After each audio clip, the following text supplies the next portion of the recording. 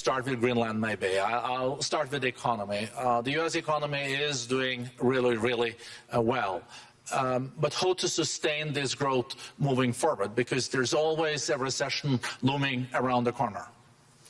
Well, you know, the one thing about economies and recessions is sometimes you get hit unexpectedly and there's nothing you can do about it. All brilliant people, but there's nothing. One example was COVID.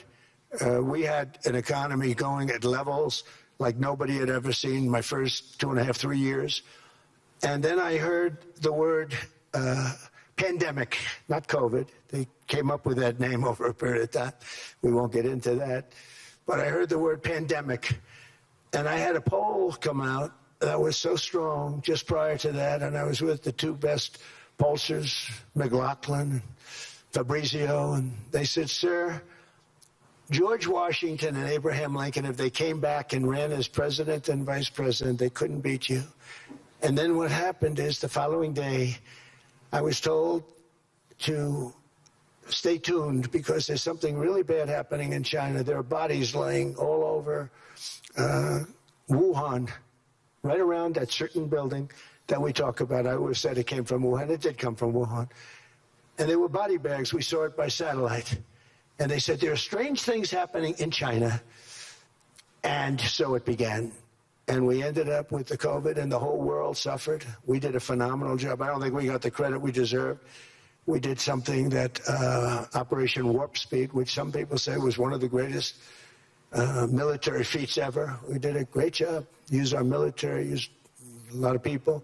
But sometimes you get hit with things, nothing you can do. You get hit with things like that unexpectedly. And we got through it. And when I left, the stock market was higher than it was previous to the COVID coming up. And that was, I call it a great achievement. But things happen. Bad things happen. The things that we can stop are wars if we're smart. That we can stop. Those are a matter of being intelligent and having intelligent people on the other side. Because wars are the worst of all. Wars are worse than anything. But we can stop wars because that's sort of up to us. But things like dust flying in the air, wherever COVID comes from or whatever comes, sometimes you have to be a little bit lucky. But we are poised to have an economy like no other, not only in this country, but anywhere. And you know, when you hear the kind of numbers that I can tell you that Scott Bessent was with me the other day, and he's looking at numbers. He said, I can't. And that's all he's done his whole life, pretty much your whole life. Scott, you weren't going to be a football player, I don't think. Scott was not that great at football, but he was always good at numbers, right? And he was looking at numbers. He said, I've never seen anything like this. We're poised to do things that no other country's ever done. And, you know, luck, I hate to say it, but we need a little luck. We don't want to get hit by something that nobody could have thought. Whoever thought we were going to hit by a pandemic? You know, when I heard the word pandemic, I said, oh, that's an ancient problem. World War I, they lost 100 million people. It actually ended World War I. A lot of people don't know. The Spanish flu in World War I ended the war because all the soldiers were sick. The soldiers were so sick on both sides, and that war was raging, and they were all dying from the Spanish flu. They were sick as dogs. They couldn't fight. So, you know, you don't know how that would have turned out. But so we do, I mean, subject to that, and I always have to put a caveat in for it, but we're poised to have the greatest growth of any large country, I think any country that there's been. When you look at what's happening in the United States, it's really amazing. Thank you. One thing that maybe keeps you up at night, I know you don't sleep that much anyway, Mr. President, is the debt. The U.S. debt is high, is now the biggest expenditure on your budget. How to get out of that impasse? Well, the big thing is growth. I mean, growth is the way. If we grow like this, we go from having at $37 trillion. We go from having high debt to low debt. But we also are cutting expenses, you know, the old-fashioned way. We have extraordinary growth. I think we're going to be growing our way out. I think we're going to be paying off debt. We're taking in tremendous money from tariffs fairly. And again, I'm using them judiciously. You know, Switzerland's a case study. I could have gotten much more. I could have asked for much more. But we're using them judiciously. But I think growth, most importantly, and then cutting costs. Now, if you take a look at Minnesota, $19 billion in fraud and other things. People going to airports, they came into the country, they don't have 10 cents, and they're leaving with hundreds of thousands of cash in their bags. When we get to that, and our DOJ, Pam, and Todd, and all the people that work over there, and all of the people that work in here, I can tell you, Scott Bessent is working on that. It's a priority, right? You have your whole team. We're in there looking for where this money is coming from, how much it is. It could be more than $19 billion. Can you believe that? That's just one state.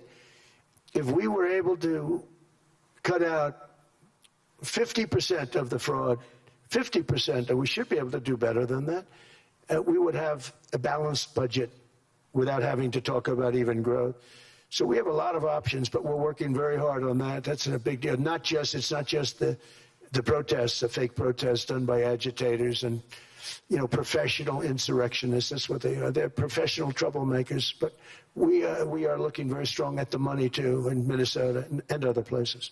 I think, Mr. President, also the $500 billion invested in artificial intelligence and the frontier technologies last year also were driving growth exponentially in the U.S. Well, AI has been a big factor. AI is massive. I mean, Mark Zuckerberg showed me a plant where he put it over a map of Manhattan, and it was basically the size of Manhattan. This is not, I said, you got to be kidding. It's a plant that was miles long, miles wide, very high. I don't think it was high like the Empire State Building, but it was high. And it literally covered most of the island of Manhattan. That's called a big plant. And, when I heard they're going to spend $50 billion building it, I said, if you spend $50 million, you can build a nice little shopping center. If you spend $500 million, you can build a good shopping center. But how do you spend $50 billion? When I looked at this thing, I said, you think you'll be able to do it for that? It's amazing when, some of the plants that I see, and I see them all.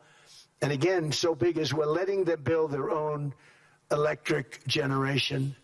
This way we have no problem, and otherwise they'd be complaining. There'd be nobody able to, we have an old grid system. And not only that, they're going to sell at a very cheap price the excess electricity that they create back into our grid. So that'll solve some problems for certain states that don't have enough electricity. We also know that on the AI, there is fierce competition between the U.S. as the largest economy in the world, 27% of the global GDP and 5% of the global population, not doing that badly, and China. And we know that competition is very tough on AI. I know you're heading to a state visit to China in April. How do you see the U.S.-China relationship moving forward? Are you able to combine